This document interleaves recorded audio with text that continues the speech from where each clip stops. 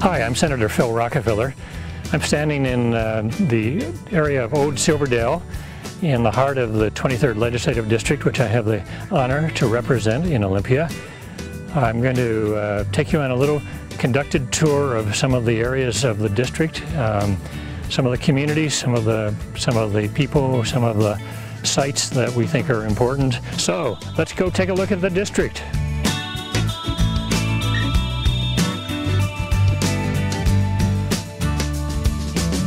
We're on the Washington State Ferry ramp on D-Bainbridge Island. All around us is signs of the ferry system. In this direction is the ferry terminal that takes you from Bainbridge over to Seattle. It takes both cars and passengers. And in the morning, probably 2,000 to 3,000 people commute on foot from here over into downtown Seattle and work over there. This is part of the way people live over here. So we're very dependent on the ferry system. Having reliable service and having the state stay ahead of the problems in the system is very important. It does have problems. It has financing problems. It needs to build new boats. It needs to deal with some cost issues and overruns, and it's an ongoing concern for legislators who represent people who are in ferry-dependent communities like Bainbridge and Kingston and Bremerton. So I'm one of those, so I spend a lot of time thinking about the ferry system and how we can make it better and more accountable to the public.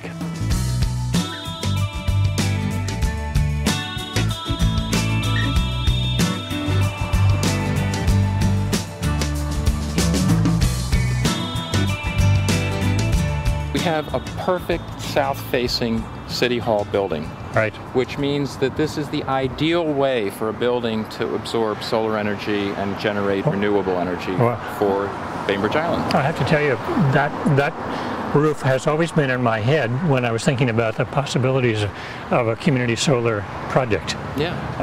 And I'm delighted to know that it's going to happen, because we want to demonstrate that communities can make use of community solar and make it possible for their citizens to buy into the process and help it along. This is making something possible, Phil, that would not be possible without your legislation. Because with your legislation, we're doing what Germany did when they achieved more solar panels per person than any country in the world. We're helping the process get started. We're putting together a private-public partnership that means that both private enterprising investors can make a reasonable rate of return, and the city can save money. The city can make some for taxpayers. You can make some money and save money. And you have the foresight to create real jobs by having it be Washington. It is. I think companies. Clean energy has that potential for our economy to create job opportunities everywhere. Because you created an incentive for us to use Washington manufactured panels, which is our plan, that's brought jobs in for the manufacturing plant that Silicon Energy has set up in Washington. And secondly, at a local level, just erecting these and maintaining them is going to create local jobs as well. Thanks for working on this. Thanks for being a champion of really outstanding renewable energy legislation. Thank you. It's a pleasure. Win-win.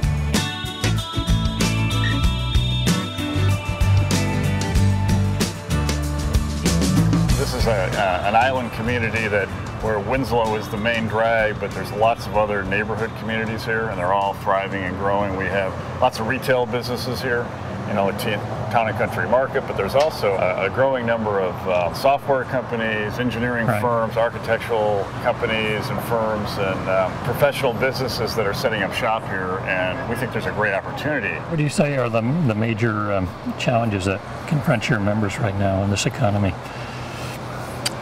So, yeah, you know, that's a good question. I think a lot of it is they want customers, and there's not as people, a lot of the businesses, especially the retail sector, dependent largely on discretionary income spending, and there's not as much of that anymore. I think a lot of people are coming here visiting.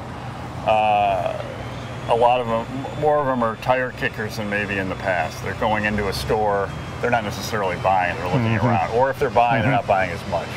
So that's a challenge for a lot of business is. All in all, I think it's a great place to live, don't you? Oh yeah, absolutely. And thanks for all you do to help keep it that way. Well, we work at it, and thank you for telling us what we need to do. Okay, thanks a lot. Appreciate it.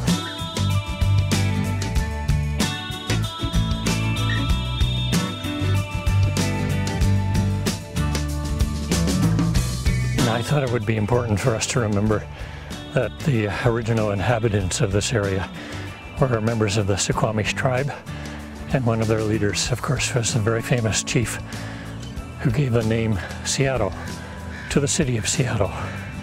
And this is Chief Schiano's gravesite. It's a very much honored and respected place, not only by the people of the Squamish tribe, but by everybody in Kitsap County. And we're pleased to be able to pay our respects to him and remember what he did when he remembered how life was changing and that we needed to stay connected to nature and recognize that we're dependent upon nature for our sustenance and stability. And he reminded us of that, and it's a good value for us to keep in mind.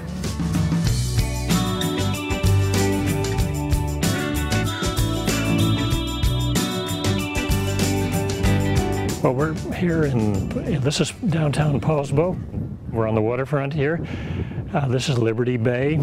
It's an historic part of the city of Poulsbo. There used to be herring fisheries here. The Norwegians who settled this area exploited that fishery, and frankly that fishery has more or less disappeared.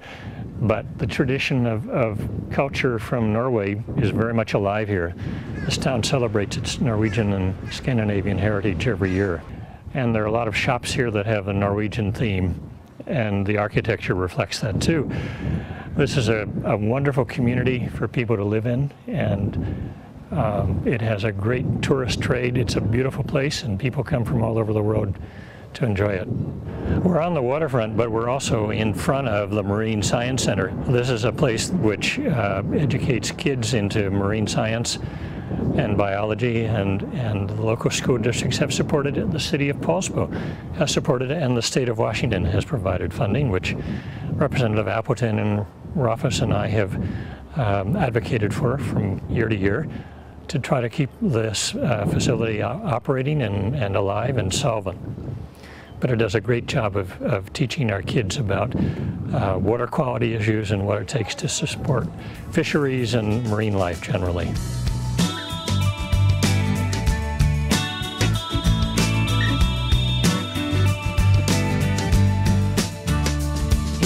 I'm here on the Poulsbo campus of Olympic College with Dr. Judy Brown, who's the Dean of Mathematics and Engineering and Sciences and Health. That's right. I was hoping we might visit a little bit on what the college is doing these days in the area of nursing education, as well as how it's using this particular campus. We have more students than we know what to do with.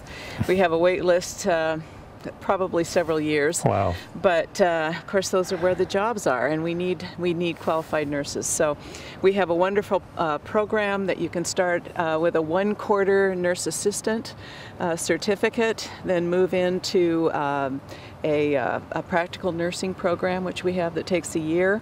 Then if you want to, you can go on into our transition into the associate degree in nursing, which takes another 3 quarters, and you become an RN. Mm-hmm. And then of course we have our wonderful baccalaureate program, which offers a baccalaureate degree in nursing and really expands a nurse's scope of practice. Now, if memory serves, this was one of 4 applied baccalaureate degree programs authorized at the state level for the community colleges. That's correct. You had to compete, and you did compete successfully to get that opportunity. One of the things that we're hoping to do here on this campus is to really expand our environmental education. offerings. And so we're in the process of hiring a full-time faculty in environmental education. Well, I'm delighted to have the chance to come back and visit here. Oh, we're I was glad here that when you're this here. when this particular facility was being financed more than probably 12 years ago. Probably. Senator Betty Sheldon and I worked on that at that time. You've gone through one generation of classes and courses, and now you're moving into another one. That's right. So do you think this needs to be an expanded campus? Absolutely. In fact, we're already looking at that as part of our master plan, is to expand out this way and get another building, and it's something that definitely is needed in this area. Great. Good. Well, on that note, we'll work with you to make sure that that can happen.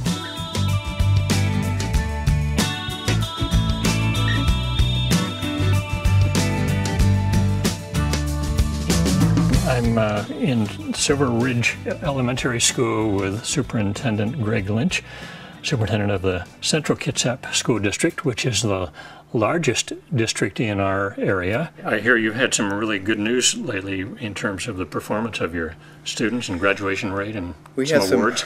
Wonderful news. We found out about a year or so ago of the top 50 largest school districts in the state of Washington. Our school district is in the top 5% of the state in terms of graduation rate. The financing of K-12 is a huge issue for every school district and for the state because of our constitutional responsibilities in doing that. And we've been faced with an economy with a downdraft that has forced the state to cut back on a lot of its funding.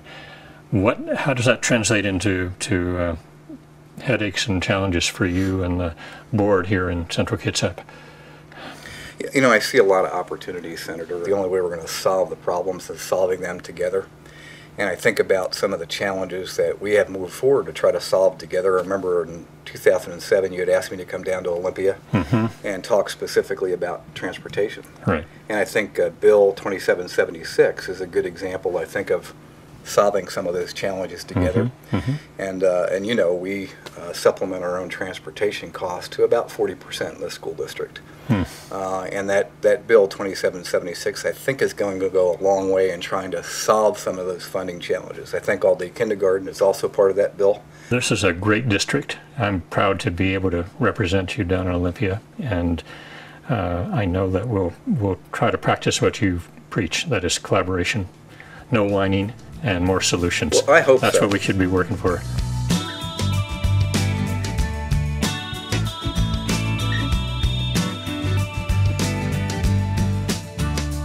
We're at Naval Base Kitsap Bangor. This is part of Navy Region Northwest, and a very important part it is. It has about 7,000 personnel enlisted in civilian personnel. It's a very important part of the strategic assets of the United States in terms of national security. So we're very proud to have them here in our district, and we also acknowledge the fact that they're a major part of our local economy. They provide jobs for thousands of people, not only the people who work on the base, but all the other support services and housing that are provided off base are dependent upon the U.S. Navy and its presence here. They're a great neighbor and very dependable and very helpful in the community. We love them, and we're glad they're here.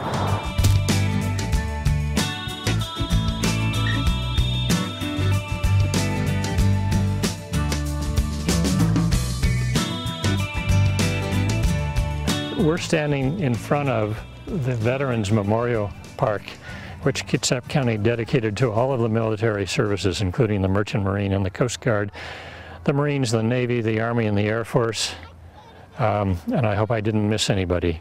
Their flags fly here, and there is a globe embedded in the sod up there that looks like the world map, a Mercator map. This site was dedicated about 6 years ago. I happened to be here that day and enjoyed that ceremony, even though we were in a driving rainstorm. But it was in honor of the many veterans and all the military services who serve our country. And that's very important here in Kitsap.